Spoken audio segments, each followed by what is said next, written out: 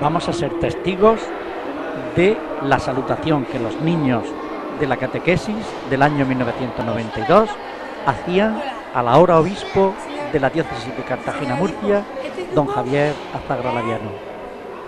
Soy la catequista de este grupo y le digo muchas felicidades. Muchas felicidades, señor obispo. Muchas felicidades.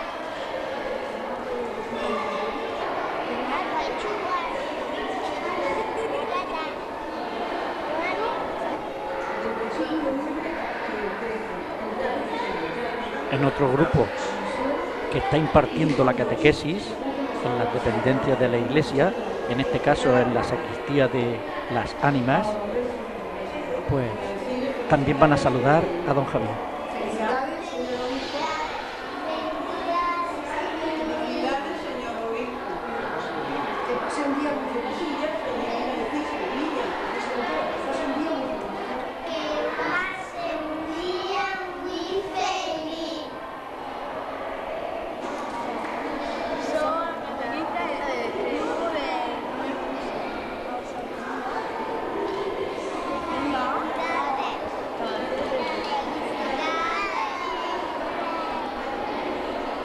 Por asombroso que parezca, estas niñas y estos niños, muchos de ellos ya son padres felices, porque hay que tener en cuenta los 17 años transcurridos, desde la data hasta la fecha que han sido subidos a YouTube en 2009.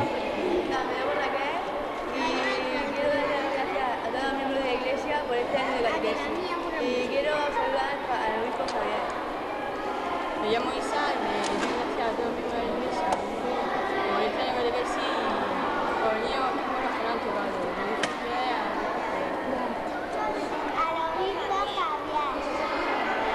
Bien, pues vamos a dejar aquí estos saludos para continuarlos en otro capítulo si ustedes así lo desean.